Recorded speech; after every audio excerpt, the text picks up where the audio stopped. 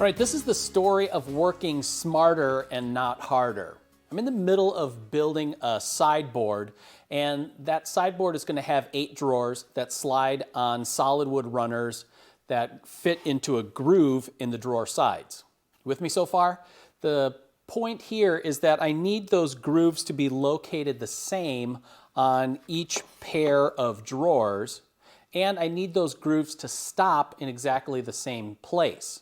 Now I could make all kinds of layout marks on my router table and the work pieces and do that, but I decided to go with a different route, and that's to make a template here. So you can see the template. It's a piece of 1/4-inch hardboard, and I've programmed in a series of information that I have on here.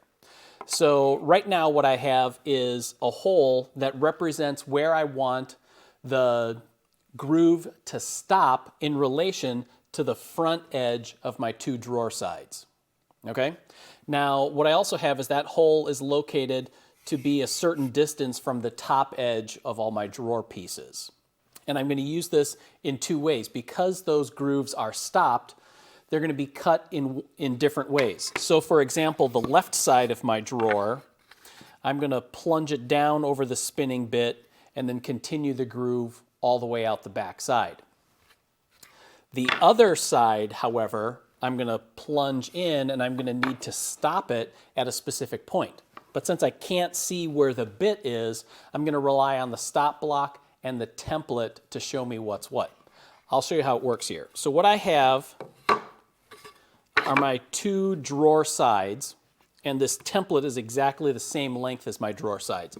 On the top here, I've marked a triangle that shows me the direction that I want these drawer parts to be. So this is the front end of my drawer, back end of my drawer, and then the 2 little edges of the triangle are pointing to the outside faces. So that can help me register these parts every time. Triangles always are going to go against the router table fence.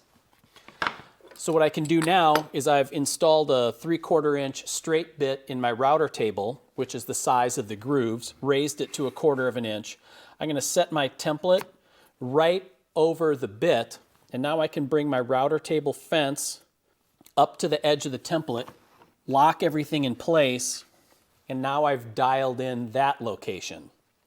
While I'm here, I'm going to set up a stop block that butts up against the back edge of my template and clamp it in place.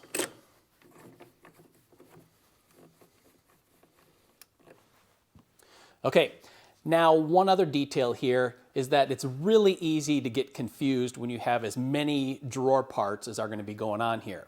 So the more help I can give future self, the better it's going to be for me. So I've drawn on here, this is for my small drawers. It's the top edge of the drawers goes against the fence, and this is for the left side of the drawers when I'm looking at them in the case. So when I got that, that's my left side. So I'm going to pull the template off. Now what I can do, start up the router, hold the back end of the drawer side against the stop block, lower it over the bit, push it all the way through.